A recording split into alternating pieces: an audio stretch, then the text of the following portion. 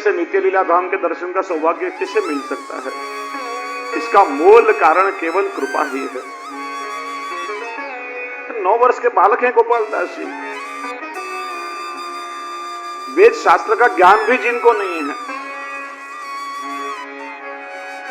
चरवेद तांबुल की कृपा के माध्यम से साक्षात नित्य लीला धाम के दर्शन उनको होने लगे, जो दर्शन ऋषि मुनियों और देवों को भी दुर्लभ है।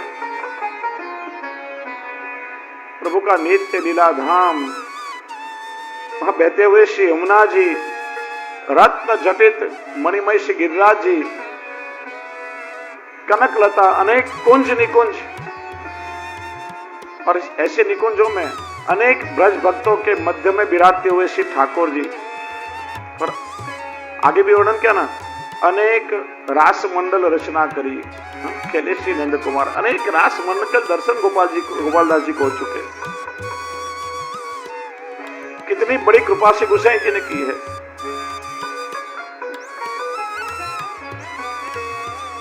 उसी सुधा का पान सर्वोत्तम जी के माध्यम से श्री गोसाई जी की कृपा के द्वारा हम सब कर रहे हैं। नवाख्यान की जो फलश्रुति है ना, वही फलश्रुति सर्वोत्तम जी की भी है। कृष्णा धरामृता स्वाद सिद्धिरत्र न संशय। आगे हम चर्चा करेंगे। सर्वोत्तम जी की फलश्रुति श्री कृष्ण की अधर सुधा का पान है, और उसका अनुभव करने के लिए दया निज महात्म्यम करिष्यन प्रगटम हरि। कौन सा महात्म्य? निज महात्म्य, यानी जो गौलोक धाम के भीतर है, जो प्रभु के गौलोक धाम के भीतर नित्य रसमय रास लीलादि विहार लीला संपन्न हो रही है, उस भगवत लीला का महात्म्य प्रकट करने के लिए देखिए, महाप्रभु जी के सानिध्य में जब परमानंद दास जी ने पद गाया ना, हरि तेरी लीला की सुधि आ गए, जहां यह पद श्री महाप्रभु जी ने श्रवण किया, 3 घड़ी तक श्री महाप्रभु जी मूर्छित हो गए, अपने निज लीला रस में श्री वल्लभ निमग्न हो गए।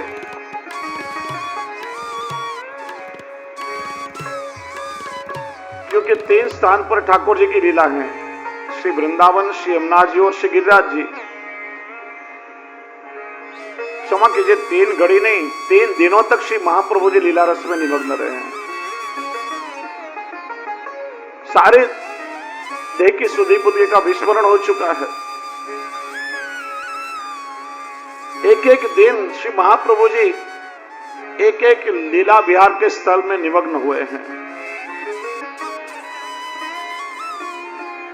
एक दिन श्री वृंदावन की लीला में, एक दिन श्री यमुना जी की लीला में, एक दिन श्री गिरिराज जी की लीला में, तीसरे दिन श्री महाप्रभु जी को सुधि आई है, और उसे लीला के महात्म्य को भूतल पर प्रकट करना है। वेद भी जिसका वर्णन नहीं कर सके हैं। वाण्या यदा तदा स्वास्यम प्रादुर्भूतम चकारहि। और इसलिए अपने उस लीला रस को प्रकट करने के लिए दैवी जीवों पर दया करके स्वयं श्री ठाकुर जी ने अपने निज मुखारविंद स्व आस्य, अपने मुखारविंद को श्री वल्लभ के स्वरूप के रूप में भूतल पर प्रकट किया है।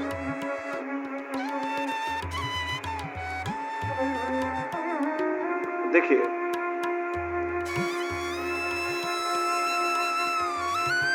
प्रभु का ही अवतार है ना, तो अवतार प्रकट कहाँ होता है? धाम में। आगे भी हमने चर्चा की ना, तीर्थ क्षेत्र और धाम।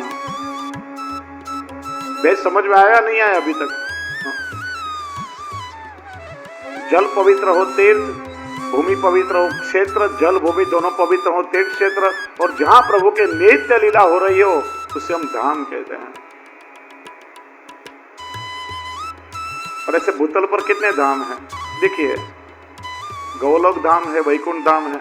वैकुंठ भी 3 प्रकार के हैं, वैकुंठ, रमा वैकुंठ और व्यापी वैकुंठ। वैकुंठ जहां पर क्षीर सागर में चतुर्भुज स्वरूप से भगवान शेष शैया पर बोड़े हैं। रमा वैकुंठ जहां क्षीर सागर में शेष शैया पर प्रभु पौड़े और लक्ष्मी जी जहां प्रभु की चरण सेवा कर रही है, जहां लक्ष्मी जी के साथ युगल स्वरूप विद्यमान है। और व्यापी वैकुंठ जिसको हम गोलोक धाम कहते हैं, जहां लक्ष्मी सहस्र लीला भी सेव्यमानम कलानिधि। द्विभुजधारी भगवान श्री कृष्ण लक्ष्मी स्वरूपा अनंत ब्रज भक्तों के साथ नित्य लीला विहार में जा निमग्न है, जो प्रभु का नित्य लीला धाम है। उसी नित्य लीला धाम को ठाकुर जी ने व्रज के स्वरूप में भूतल पर स्थापित किया, इसलिए व्रज भी प्रभु का नित्य लीला धाम है। इसके अलावा और 3 धाम हैं। कौन से? जहां स्वयं धर्मी स्वरूप प्रकट हुए हैं। एक तो चंपारण्य धाम, दूसरा अडेल धाम, जहां श्री गोपीनाथ जी भी धर्मी स्वरूप हैं। अडेल को भी धाम माना गया है, जिसका वर्णन मूल पुरुष में किया गया है, द्वारकेश जी ने किया है। धाम का स्वरूप उसमें समझाया है। और तीसरा है चरणाढ़ धाम, जहां धर्मी स्वरूप स्वयं भगवद अवतार श्री विठलेश प्रभु चरण ने अवतार लिया। और चंपारण्य धाम है, अडेल चरणाढ़ धाम, इसकी प्रतीति भी करवाई। जब इन भगवद अवतारों का प्रागट्य हुआ, जैसे ठाकुर जी के प्रागट्य के समय में ब्रज में नंद महोत्सव मनाया गया, वह सारी लीला सृष्टि प्रकट हुई। चंपारण्य में जो हमारा निवास स्थान है, उससे आगे गांव की तरफ रास्ते में हमारी एक जगह है, वहां गंगा पूजी की बावड़ी है। अभी रिनोवेशन चल रहा है, इसलिए स्थान बंद है अभी वहां। जब श्री महाप्रभु जी का प्रागट्य हुआ, तो उस भाव में से श्री नंदराय जी, यशोदा जी, सारा ब्रज लीला परिकर प्रकट हुआ और अलौकिक नंद महोत्सव मनाया गया है चंपारण में। इसलिए चंपारण भी धाम है। पिछले जैसे वैष्णव कामना करते हैं ना, प्रभु आजीवन आपके धाम में मेरी स्थिति हो। कई वैष्णव ब्रज का मनोरथ करते हैं, कई वैष्णव चंपारण का मनोरथ करते हैं। तो आइए हम श्री वल्लभ की लीला गाथा श्रवण कर रहे हैं, तो हम भी ठाकुर जी से विनंती करें, मन बस गयो वल्लभ नाम, वाके चरणों में चारों धाम, बसा लो चंपारण में। देखिए बड़ा अद्भुत पद है, और इस पद की विशेषता यहाँ हमारे बीरेन भाई अक्सर कहते हैं, कई बालकों के साथ में कथा करते हैं, कई देशों का प्रवास भी उन्होंने किया है, स्वयं भी कथा करते हैं। लेकिन यह श्री द्वारकाधीश प्रभु का सानिध्य और यह स्थान ऐसा है, यहाँ जब मेरे साथ में कीर्तन में बैठते हैं, तो कथा श्रवण करते करते ही कितने सारे पद या अपने आप उनके द्वारा उनकी रचना हो जाती है। अभी 2 दिन में ही उसी दिव्य स्वरूप का श्री गोसाई जी ने यहाँ पर निरूपण किया है। इसलिए भगवत वाणी या श्री वल्लभ के जो ग्रंथ हैं, उनका जब अवलोकन करते हैं, वैष्णव कभी भी ऐसा नहीं कहते हैं हम ग्रंथ पढ़ते हैं, हम ग्रंथों का वाचन करते हैं। वैष्णव क्या कहते हैं? हम ग्रंथों का रसपान करते हैं।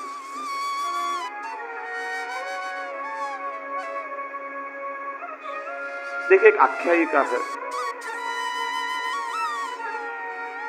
बड़े मूर्धन्य विद्वान श्री नरहरि शास्त्री जी कई बार अपनी टीका व्याख्यान में इस बात को कहते थे,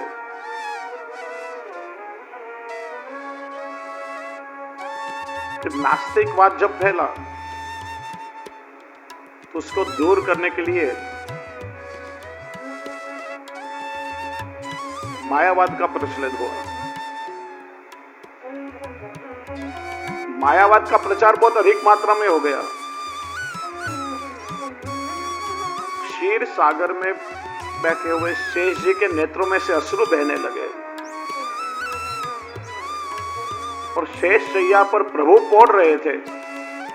शेष जी के अश्रु भगवान के श्रीअंग के ऊपर गिरे। ठाकुर जी चौंक गए, अरे क्या हुआ? शेषनाग जी ने अपनी व्यथा सुनाई। इस मायावाद के प्रभाव के कारण सारे जीव सोच रहे हैं अहम ब्रह्मास्मि, मैं स्वयं ही ब्रह्म हूं। सारे लोग आपको तो भूल ही गए हैं, आपका तो कोई नाम ही नहीं लेता, और यह बात मुझसे कैसे सहन हो सकती है? अपने मन के क्लेश के कारण शेष जी ने प्रभु से विनती की और मायावाद के प्राबल्य को तोड़ने के लिए, उसका खंडन करने के लिए भगवान ने शेष जी को भूतल पर अवतार लेने की आज्ञा की। और वही रामानुजाचार्य के रूप में भूतल पर अवतरित हुए। रामानुजाचार्य जी ने ब्रह्म के निर्गुण निराकार बताने वाले मायावादियों के मत का खंडन किया और सगुण साकार स्वरूप का प्रस्थापन किया। उनके स्वरूप का जब तिरोधान हो गया तो कली के प्रभाव के कारण फिर से मायावाद का प्रचलन बढ़ने लगा। फिर से धीरे धीरे सारे जीव प्रभु के मूल स्वरूप को भूलने लगे। विद्वान और पंडित भी प्रभु के निर्गुण निराकार स्वरूप का गुणगान गाने लगे। तब ठाकुर जी ने सोचा कि मेरा मूल स्वरूप जीवों के समझ में ऐसे ही नहीं आएगा, मुझे ही भूतल पर अवतार धारण करके मेरा स्वरूप जीव को समझाना पड़ेगा। और इसीलिए ठाकुर जी ने अपने मुखारविंद स्वरूप वैश्वानर अग्नि को श्री वल्लभाचार्य महाप्रभु जी के स्वरूप में भूतल पर प्रकट करवाया। और वही वैश्वानर अग्नि श्री वल्लभ के स्वरूप में चंपारणी धाम में भूतल पर प्रकट हुई। श्री वल्लभ ने अपनी अलौकिक वाणी से मायावाद का खंडन किया और पुनः शुद्धाद्वैत ब्रह्मवाद को स्थापित किया। इसलिए श्री वल्लभ की वाणी साक्षात भगवद वाणी है, वेद तुल्य है। और भगवद वाणी बड़ी सरलता से जीवों की समझ में नहीं आ सकती है। श्री महाप्रभु जी के सारे ग्रंथ सूत्रात्मक हैं, आसानी से जीव की समझ में नहीं आ सकते हैं।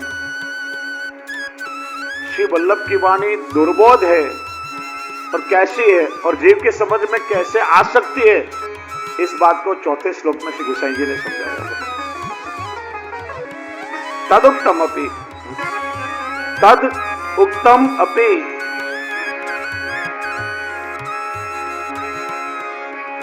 सारी बात कही गई है, फिर भी श्री वल्लभ ने सारी बातों को यथार्थ रूप में प्रकट किया, फिर भी दुर्बोधम। श्री वल्लभ की वाणी कैसी है? दुर्बोध, यानी आसानी से जीव की समझ में नहीं आ सकती है। स्यात् मतलब होगी। जिस प्रकार से तन्ना माष्टोत्तर शतम, श्री वल्लभ के 108 नाम जो मैं कह रहा हूं, अखिलाग रुत, अघ यानी पाप, अखिल यानी संपूर्ण पापों का नाश करने वाले हैं। श्री गोसाई जी आप क्या करते हैं? कितनी सुंदर बात बताई यहां पर, कितना बड़ा विश्वास हमको श्री गोसाई जी ने दिलाया है। श्री वल्लभ की वाणी यानी श्री वल्लभ के सारे ग्रंथ समझने बड़े कठिन हैं। श्री वल्लभ की वाणी बड़ी दुर्बोध है, कृपा के बिना जीव की समझ में नहीं आ सकती है।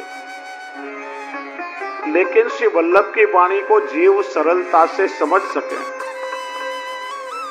और उनके अखिल पापों का नाश हो। इसलिए श्री वल्लभ के 108 नामों को मैं बता रहा हूं। श्री गोसाई जी आज्ञा करते हैं।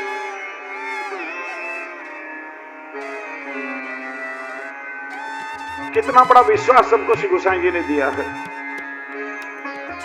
श्री वल्लभ की वाणी कठिन है, लेकिन जब उनकी कृपा हो तो ही जीव के समझ में आ सकती है। कृपा के बिना समझना बड़ा कठिन है, आसान नहीं है।